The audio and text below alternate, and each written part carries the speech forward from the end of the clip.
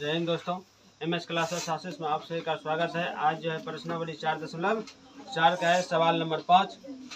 देखो उसमें क्या कहता है कि क्या परिमाप जो है 80 मीटर तथा क्षेत्रफल 400 मीटर स्क्वायर के एक पार्क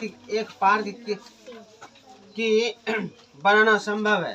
कहता है कि उसका परिधि जो है 80 मीटर है और उस क्षेत्रफल जो है 400 मीटर स्क्वायर है। कहता है कि एक पार्क बनाना संभव है। यदि है तो उसकी क्या कहता है लंबाई और चौड़ाई ज्ञात करने के लिए कहता है। इनमें परिधि दिया हुआ है कितना 80 मीटर और उसका क्षेत्रफल भी दिया हुआ है। कितना दिया हुआ है 400 मीटर स्क्वायर दिया हुआ है। तो इसमें कहता है कि इसका लंबाई और चौड़ाई ज्ञात करने के लिए कहता है। हम मान लिए हैं पार्क की लंबाई x मान लिए और पार्क की चौड़ाई क्या मान लिए हैं y मान लिए हैं। तो पार्क की परिधि दिया हुआ है कितना 80 मीटर प्रश्न में दिया हुआ है।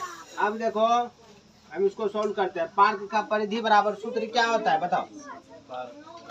पार्क आयत है ना, आयत का परिधि बराबर सूत्र क्या होता है 2 इंटू लंबाई प्लस चौड़ाई। नहीं होता है लंबाई प्लस चौड़ाई बराबर 80 मीटर। अब यहाँ से देखो 2 गुना भेज देंगे। यहाँ पर लंबाई कितना है x है प्लस चौड़ाई कितना है y है बराबर यहाँ से 80।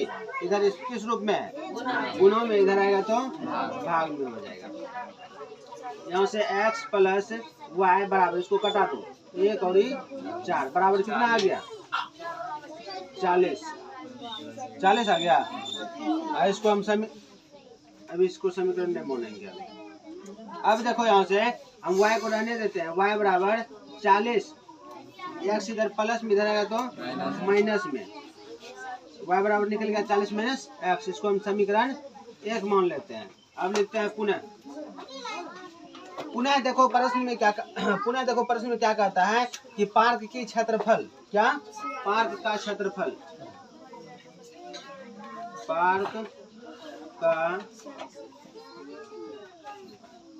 क्षेत्रफल दिया हुआ है कितना 400 वर्ग मीटर नहीं दिया हुआ है। तो जो पार्क का क्षेत्रफल तो आयत का क्षेत्रफल बराबर सूत्र क्या होता है लंबाई गुना चौड़ाई होता है, हो जाएगा 400। अब देखो लंबाई यहाँ पर कितना है x है और चौड़ाई कितना है y है बराबर 400। देखो x गुना y का वैल्यू हम निकाल चुके हैं कितना माइनस 40 माइनस x है बराबर कितना है 400 है। अब इधर देखो इसको, अब यहाँ पर x है, x इसमें गुना करेंगे कितना आ जाएगा 40x माइनस x गुना x क्या हो जाएगा x स्क्वायर बराबर कितना 400। अब यहाँ देखो माइनस x स्क्वायर प्लस में 40x इधर प्लस में इधर आएगा तो माइनस में 400 बराबर कितना आ जाएगा 0। धीरे गप क्यों कर रहा है उधर। अब यहाँ पर देखो -1 कॉमन निकाल लेते हैं। हम क्या बचेगा x square plus minus 40x यहाँ प्लस हो जाएगा 400 बराबर कितना 0 आ जाएगा। यहाँ से x square minus 40x plus 400 बराबर कितना आ जाएगा 0 बटा क्या -1 हो जाएगा। यहाँ से x square minus 40x plus 400 बराबर क्या आ जाएगा 0 आ जाएगा। अब यहाँ पर देखो हम क्या करेंगे ax square plus bx plus c बराबर 0 से तुलना करने पर।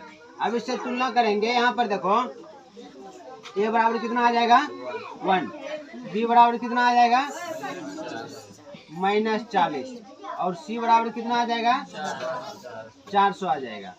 अब हम जानते हैं डी बराबर क्या होता है बी स्क्वायर माइनस 4AC होता है। D बराबर B का वैल्यू कितना है -40 है, -40 का स्क्वायर -4 गुना A का वैल्यू 1 और C का वैल्यू 400 है।